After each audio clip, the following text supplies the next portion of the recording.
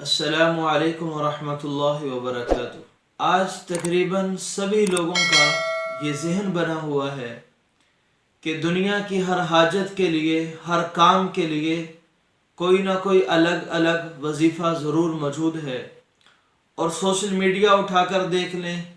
ہر ایک بندہ ہر ایک حاجت کے لیے الگ الگ وظیفہ پیش کرتا ہے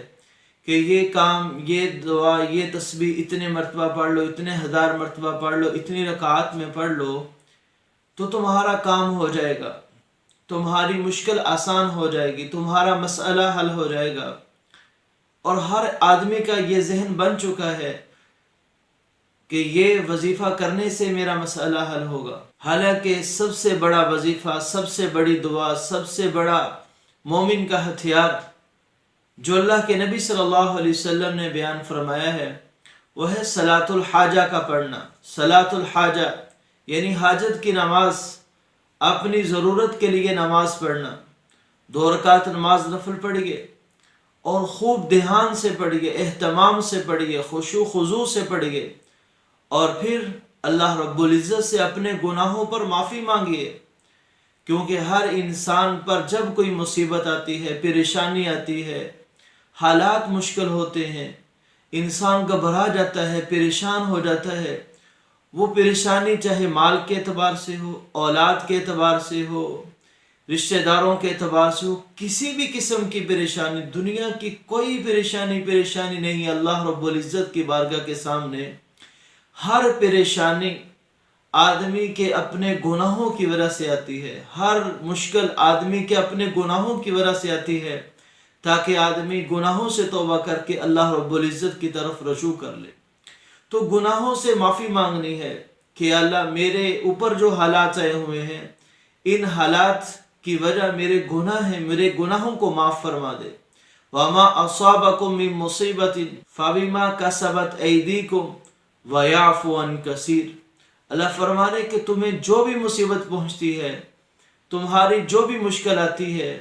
اس مشکل کے پیچھے فَبِمَا كَسَبَتْ أَيْدِيكُمْ، تمہارے ہاتھوں کے کرتوت ہیں، تمہارے بدعمالیاں ہیں، تمہارے گناہوں کے اثرات ہیں، جن کی وجہ سے یہ تمام حالات بنتے ہیں۔ وَيَعْفُو عَن كَثِيرٍ، اکثر گناہ تو اللہ بغیر توبہ کے معاف کر دیتے ہیں، لیکن کچھ گناہ ایسے ہیں جن کے لیے توبہ کرنی پڑتی ہے، اللہ سے معافی مانگنی پڑتی ہے۔ تو مشکل حالات جب بن جائیں تو 2 رکعت نماز صلاۃ الحاجہ پڑھیں، اللہ سے اپنے گناہوں پر معافی مانگیں، اللہ سے توبہ کریں، اللہ کے سامنے روئیں، توبہ کے آنسو بہائیں، اور پھر اللہ رب العزت کے سامنے اپنی حاجت کو رکھ دیجیے۔ یہ ہے وہ سب سے بہتر اور اصل وظیفہ جو اللہ کے نبی صلی اللہ علیہ وسلم نے امت کو سکھلایا تھا۔ آج امت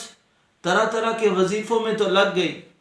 کوئی 1000، کوئی 10,000، کوئی 100 مرتبہ، کوئی کتنے مرتبہ، کوئی کتنے مرتبہ، ان وظائف میں تو امت لگ گئی، لیکن جو سب سے بہترین اور اصلی وظیفہ صلاۃ الحاجہ کا تھا، جو اللہ کے نبی صلی اللہ علیہ وسلم نے امت کو تلقین کیا تھا، اس سے امت غافل ہو گئی، امت اس وظیفے کو بھول گئی۔ تو 2 رکعت نماز صلاۃ الحاجہ پڑھ گئے، اللہ رب العزت کے سامنے آئیں، یقین جانیے اللہ رب العزت کو اپنے بندوں کی توبہ پر بڑا ہی پیار آتا ہے، اللہ بڑی محبت کی نظر سے دیکھتے ہیں۔ جب گناہ معاف ہو گئے، اب اللہ سے اپنے لیے جو بھی آپ کی حاجت ہے، دین اور دنیا کی ہر حاجت کو اللہ سے مانگنا سیکھیے،